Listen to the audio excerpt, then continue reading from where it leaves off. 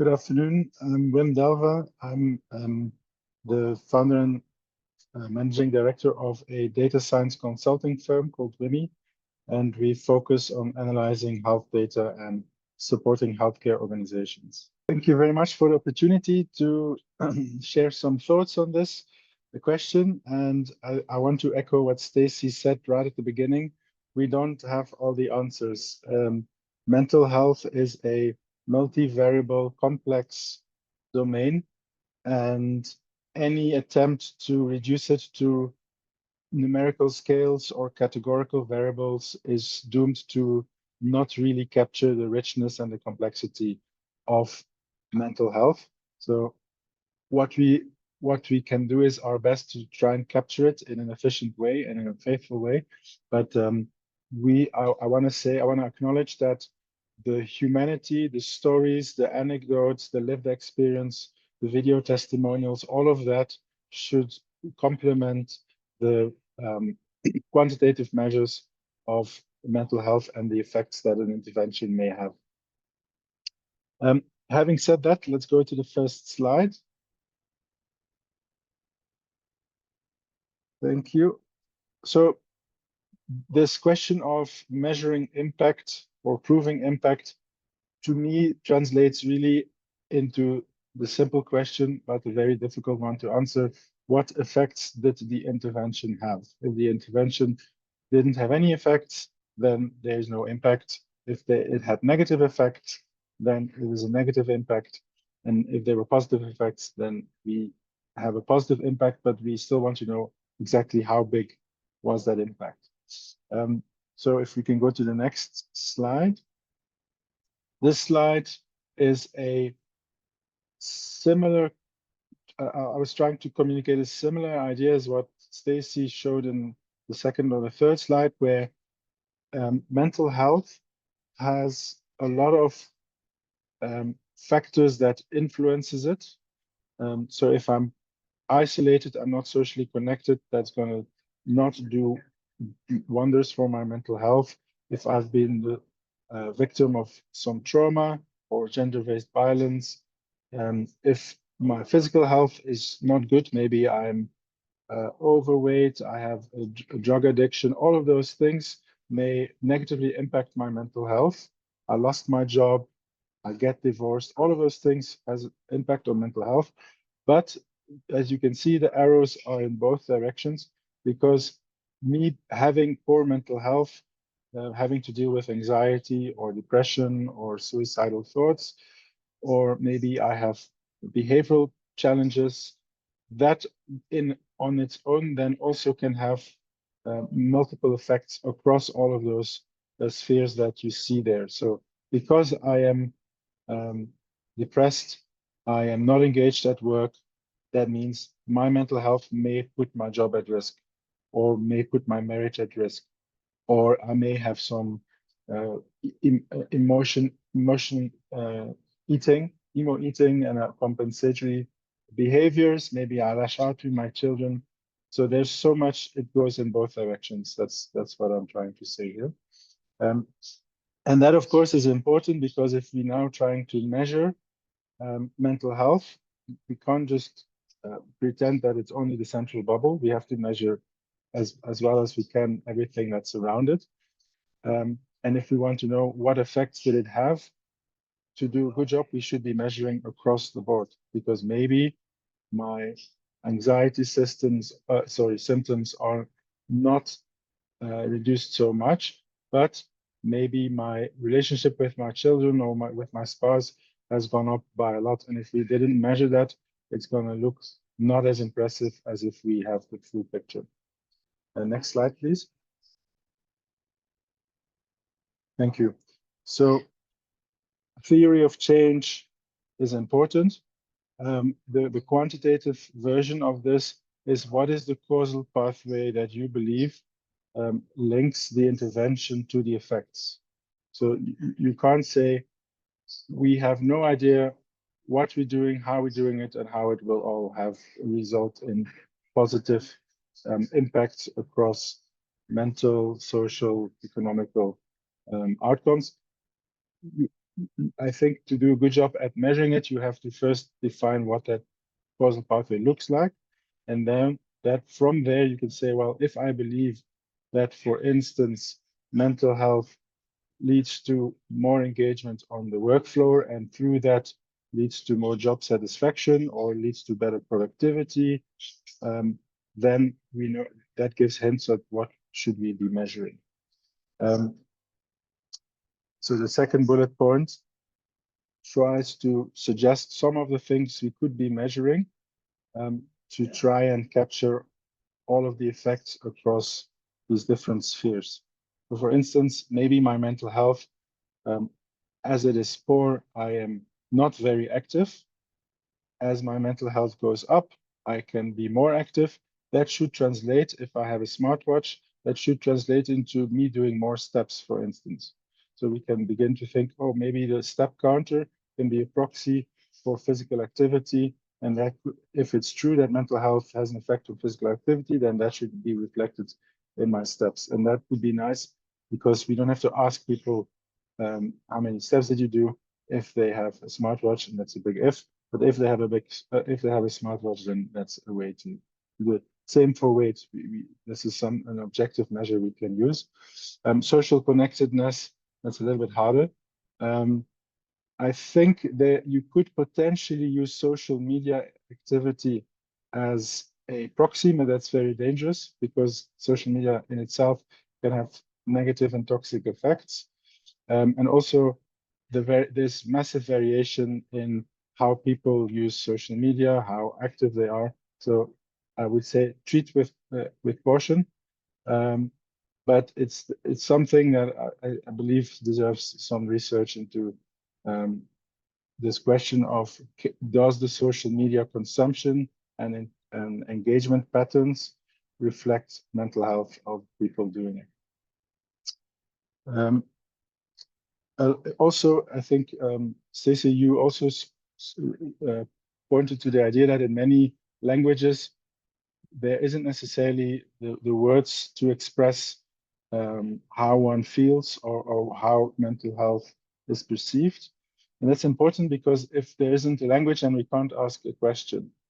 And a related challenge is that in some cultures, the mental health is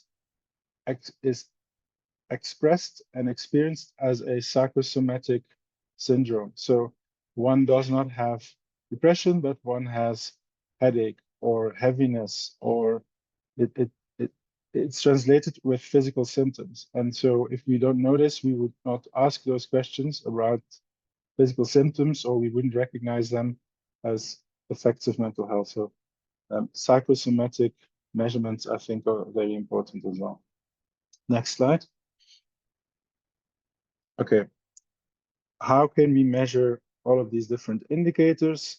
We can, of course, ask the person questions. So that's either self-administered or through a research assistant or a nurse or somebody or a counselor that we can ask questions. We can also try to have a semi-structured conversation. So we have a long dialogue, and through that dialogue, it doesn't feel like, please fill these 20 questions. But through our conversation, we are actually getting to the gist of those 20 questions. But it's not as direct as the questionnaire. That's another option. That's time consuming, but potentially you get better quality because it's based on this interconnectivity and human connection, and not just treating it as a study individual. 360 assessment, by that I mean you don't just ask the person, but you ask their environment. You ask their colleagues, their spouse, their children, their parents. And so jointly, you get different views of how this person is behaving and feeling.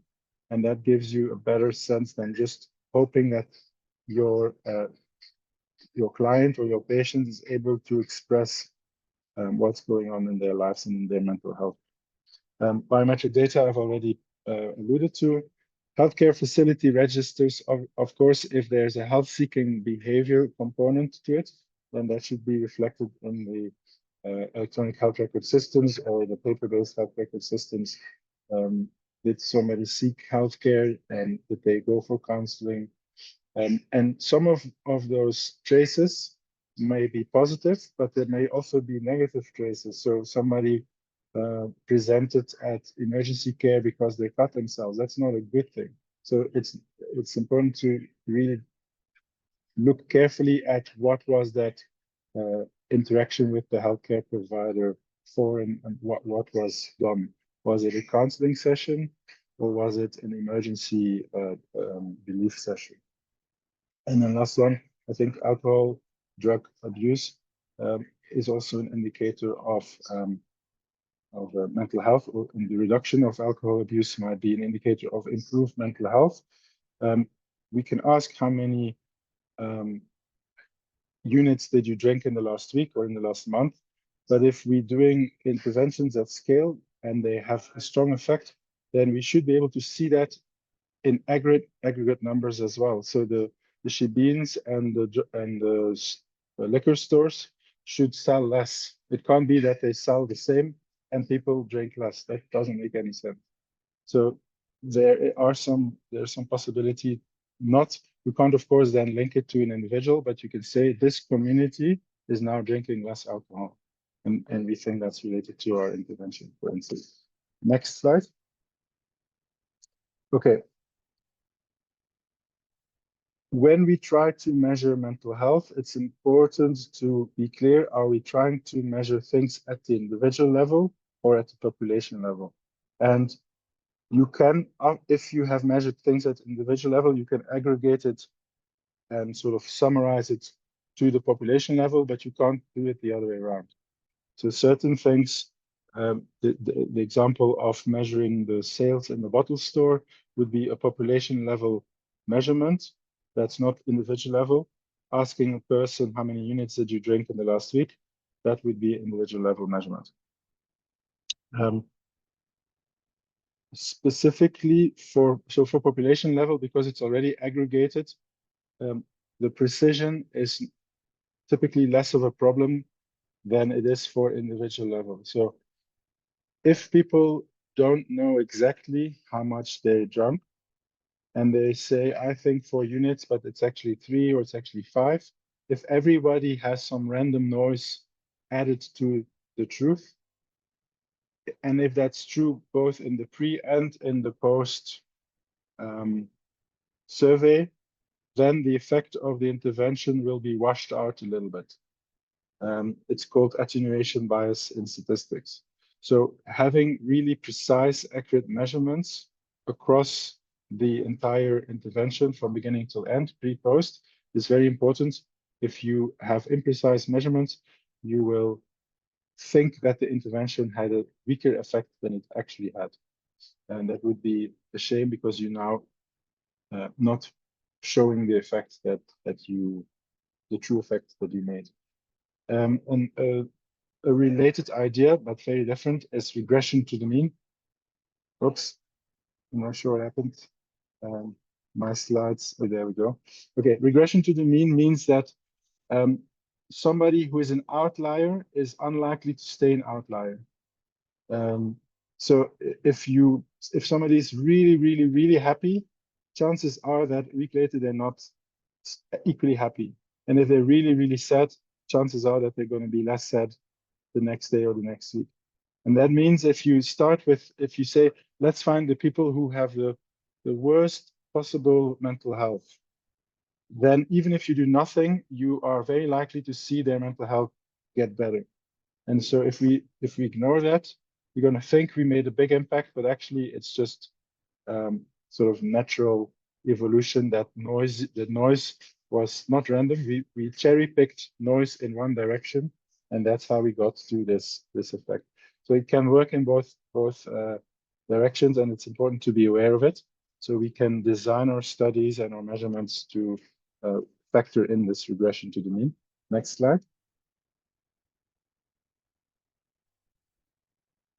Can I have the next slide, please? Thank you. Okay, I'm almost done. This slide is quite dense. So associative means the one goes up the other goes down, or if A goes up, then B also goes up. That's just an association. One thing follows another thing in the same direction or in the opposite direction. But that doesn't necessarily mean that this association is also causal, meaning that the one is the cause and the other thing is the effect. So if you hadn't done A, then B wouldn't also have happened. That doesn't necessarily mean the same thing. For instance, to illustrate that, if you see mental health go up, does it mean that the intervention worked? Maybe not. And I've already given an example, regression to the mean. That could be what it is. It could also just mean that things are generally better. Society is better, job creation is better, but you as the NGO didn't do anything special, so it's not thanks to your intervention. It could also be in the other direction. So things don't move. The level of mental health at the beginning, at the end, is the same. Does it mean that your intervention didn't work? Not necessarily. Maybe things would have been way worse if it wasn't for your intervention. So we have to be careful to just attach strong statements of effect and impact to temporal trends, to time trends.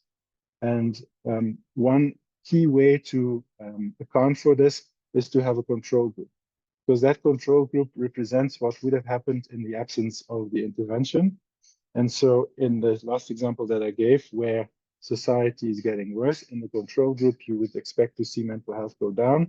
In the intervention group, mental health stays equally bad, but better than in the control group. And then the difference between control and intervention group is an indication of the impact that the intervention has had.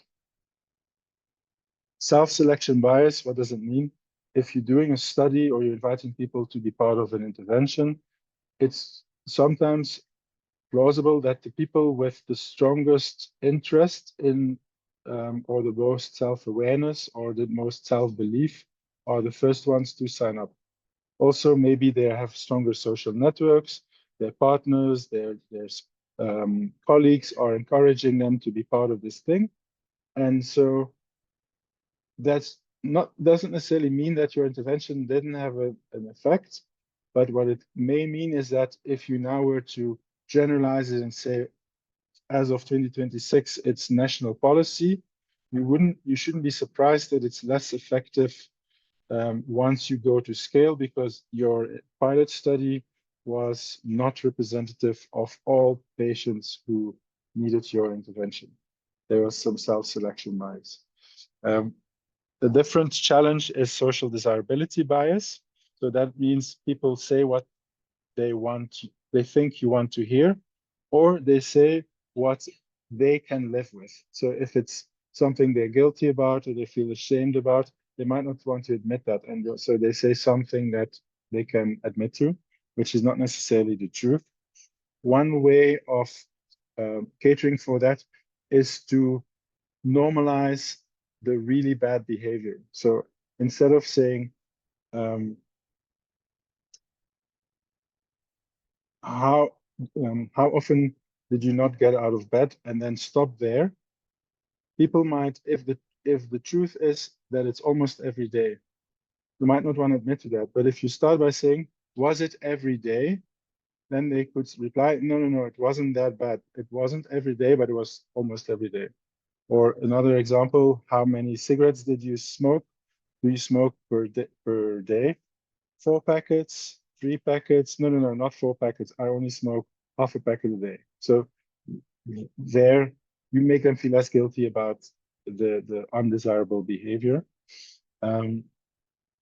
Another aspect of trying to solve for social desirability bias is to make it very anonymous, so in my mind, there's 2 ways of doing it. Either you build rapport, you build trust, and that it's very time intensive, but people are comfortable to tell you the truth because they trust you. Or you do the complete opposite and you don't, people don't know who's asking. It's the robot asking, and they are guaranteed that no one will ever find out that it was them who gave that answer. Anything in between, I think, is at high risk of being subject to social desirability bias. And the last slide, I think. Okay. When we analyze data, we see, let's take the example of a pre-post in design. So we measured mental health and other outcomes at the beginning and in the middle and at the end. And we do that in a control group and in an intervention group. If we see differences, that doesn't necessarily mean that we understand how those differences came about. So sometimes it's a bit of a black box. We think we have some theories about, let's say it's a counseling intervention or cognitive behavior therapy or something like that. We don't have to measure every single little step in the mechanical way from intervention to outcome to be convinced that it had an effect. So explainability is good, and the more we measure, the more likely we can explain it if we measure the right things. But it's not a must to prove impact. And then the last thing, transferability. So if we've done a study and we want to convince an investor that we should now replicate this somewhere else, or we should make it 10 times bigger, the funder wants to know, will it work equally well at scale, or will it work equally well in this new community where the pilot didn't take place? What's important or useful is to say, well, let's see how variable the effect sizes were. So on average, let's say some depression index moved from this level to that level in the positive direction. That's the average, but that doesn't necessarily mean that it moved equally much for everyone. And so if we understand how much variation was there in the effect across the study population, and also can we understand what are predictors for a larger or a smaller effect? Maybe it worked better in youth, or it worked better in women, or it worked better in people who were unemployed, whatever the case may be. If we understand predictors for that variation, then we have a stronger chance of also having a sense of how well it will work in some other population, where we can then ask, how different does this new population look versus from the initial population? Yeah, so that's what that transferability points to.